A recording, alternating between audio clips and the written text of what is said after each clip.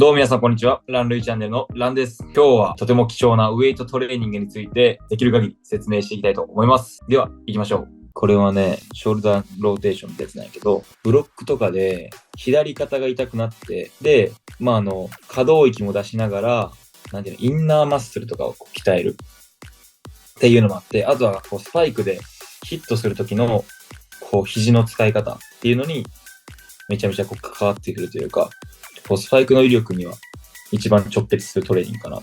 これ何キロぐらい？これでもそんな重くやってないです。8キロとか。肩なんでそんな重くやってしまうと逆に怪我とか壊れちゃうんで。バックエクステンションで背筋を鍛えるっていう。飛んだ時とかに反る時のイメージ。で、もう自体重じゃ軽すぎるから、重りを持って、もう少し刺激が入るというか。10キロかな、これは持ってんの。怪我した時だから多分個別でやってて、一人しかいないんですよね。多分他はみんな練習してて。基本みんな一緒にやるっていう感じ？半々とか、ポジションごとで分かれたりしますね。で、もう一回同じサイクルかな。2、3セットある気がする。3セットか。通常このぐらいの量？そうですね。基本3セットかな。これは8回、3セット。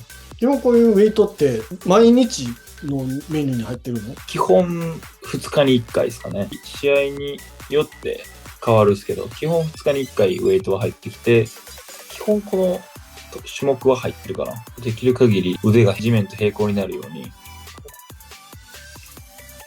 かり90度の角度でやるっていうのが大事。ジムでウェイトすごい人とかいい日も。みんなすごいっすよ、海外。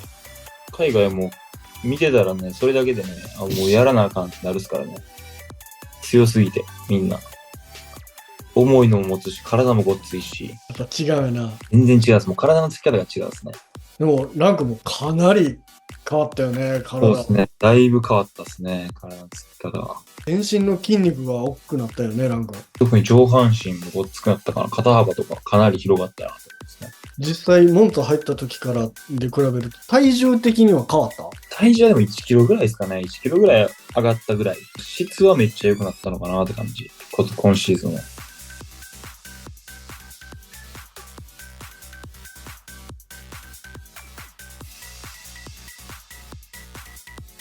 みんな選手ごとの個別メニューみたいなのがあるの？選手ごとに選手に合ったトレーニングというか、やっぱ膝が悪いとかどっか悪いっていう選手もやっぱ多いんで、そこを補うためのトレーニングとかをトレーナーが考えて入れてるっすね。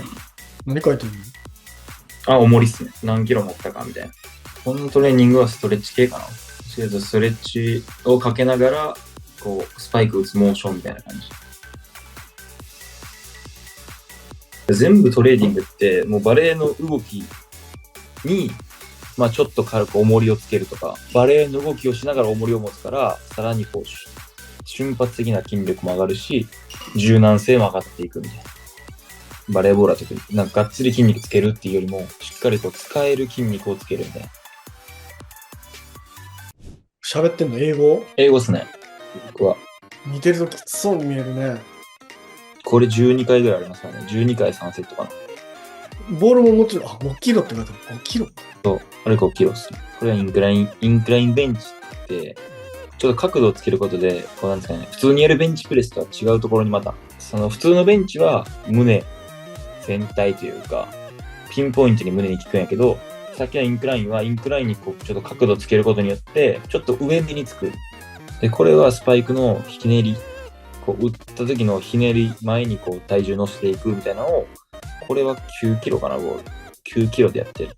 これはスーパーセットって言って、インクラインベンチをしてから、さらにボールを投げる、スローするっていうので、胸筋に刺激を入れて、さらにひねって胸筋でボールを押し出すみたいな。サーブとかスパイクとかでライン側に打つときに使う筋肉をここで鍛えてるみたいな。何キロやっていいんだろう。この時28とかかな、まだ。これもシーズン終盤は32とか34とかで、さらに上げて、やってたかな。このトレーナーね、結婚したばっかなんですよ、確か。シーズン始まる最初に結婚発表しました、一緒に。みんなよろしくっつって、みんなよろしくって始まった、本当に1週間ぐらいに、結婚したみたいな報告してましたね。みんなパーティーとかするの？その結婚したの報告でパーティーとかはしてないですけど、誕生日とかはもう自分でパーティーみたいなのするんですよ、みんな。自分でパーティー開くみたいな。ケーキとかパンとか持ってきたり、みんなにおごるみたいな感じなんですよ。いや、逆に向こうは逆にもう自分たちで用意する。これ誰が書いたかシーズン通して分かんなかったんですよね。もう僕が来た時からもう書いてあったんで、あれはすでに。日向がジュニアの若い子たちもいるから、そういう子らが書いたのかな、みたいな。あ、じゃあもう日向はずーっとあるんや。ずっとあります。これはね、背中、背筋とか、スパイクで、こう、引くとき、打つ前に引くときの可動域もそうやし、その背筋ってバレーで一番多分使うというか、背筋でスパイク打ったり、背筋でブロックしたり、背筋でジャンプしたりもするから、だからもう常にこう背筋、背中とかをこうやって刺激をどんどん入れるみたいな。これも背筋、懸垂っていうやつかな、日本語で。向こうではプルアップとかチーニングって言うんやけど、腕で上がるというよりも背筋で上がるみたいな。肩の下あたり、背中で言うと背中で肩があって下のあたりで、これを盛り付けて10キロかな。自重じゃもう上がるから自重よりプラス10キロ増やして、さらに重くしていく。しっかり腕を伸ばすことが大事。最後に。これは上腕三頭筋かな。二頭筋は上の方にある、三頭筋は裏側。これもしかもスパイクを打つフォームに、若干似てるというか、スパイクを打つときの、スイングするときに最後ボールしばくときの肘から手にかけて伝わる力。と、あとは胸筋かな。胸にちょっとこう刺激を張って、次は本当にスパイクを打つような感じで、ボールを、オーバースロー。じゃすぐにこうバレーに活かす筋力をずっと、イメージを持ちながらトレーニングしていくみたいな。高校生の時とかって結構、とにかく筋力つけようみたいな感じだったけど、今はもうやっぱり、もちろん重りも持つけど、バレーにしっかりつなげていくみたいな。僕多分ふくらはぎがよく外国人にも言われるんですけど、ふくらはぎがやっぱりでかいって言われて、バネっていうのはもうそのふくらはぎから来てるんやろなっていうのを、やっぱり外国人選手が言われても、やっぱりつき方がこう違うって言われますね。どっかで重点的にいやもう天性かなって感じ。そんな鍛えた感じも僕してなくて。でも高校の時とか中学の時は別にそんな太くなかったけど、急に太くなり始めたというか、デッドリフトって言って、デッドリフトを下から持ち上げる。で、こうスピードを測るんやけど、で、これは60キロでウォームアップしてて、このジャンプする感覚で持ち上げる。最後ちょっとプンって浮くんやけど、軽くこう浮いてる。かかとを浮かすんやけど、ジャンプする時に伝わる力を、重りを持って、さらにこのジャンプする瞬間をこうイメージして持ち上げるみたいな。これが強ければ、ジャンプはやっぱり基本的にできるようになるかな。でもこれもすごい腰に負担かかるトレーニングだから、腰をしっかり張る。よく見たら張ってるんやけど、腰を反ってる感じも。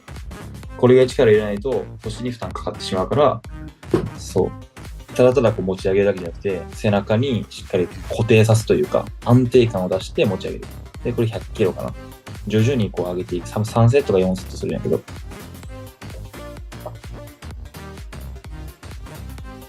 でも100キロはまだ感覚的にはまだ余裕があるというか、しっかりこう背中とか見てもらったらしっかりこうピンって張ってるから、これがめちゃめちゃ重要。この、デッドリフトで。これしないと腰がやられる。で、ここからあれかな、スピード測っていくんかな。多分、110とかじゃないかな。多分、55プラスしたと思うんで、110キロやな。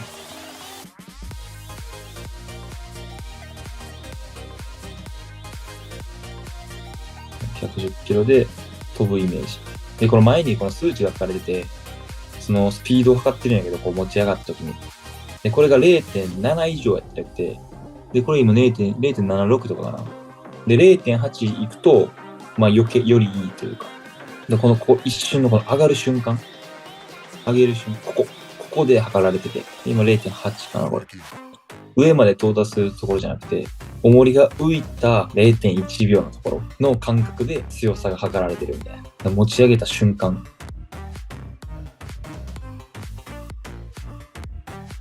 これヒップスラストでもろお尻に来るトレーニングで、やっぱ飛ぶ時とかレシーブとかでも安定感とか強いサーブとかでもこう弾かれへんようにお尻でこうグッてキープする力をこれで今トレーニングしてて、そう、だからこれもジャンプとかレシーブに一番こう直結するというか、一番こうお尻、これが一番きついトレーニングかなと思うけど、だいぶこう大事なトレーニングですね、これは。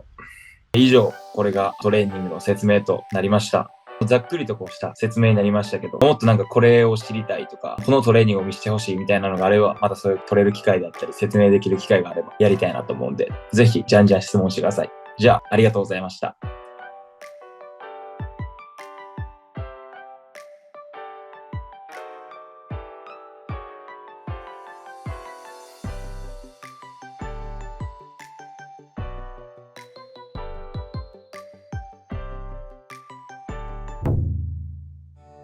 高橋藍サポーターズクラブではライブ配信やオリジナル動画やメッセージなど様々なコンテンツがあります。ぜひ参加してください。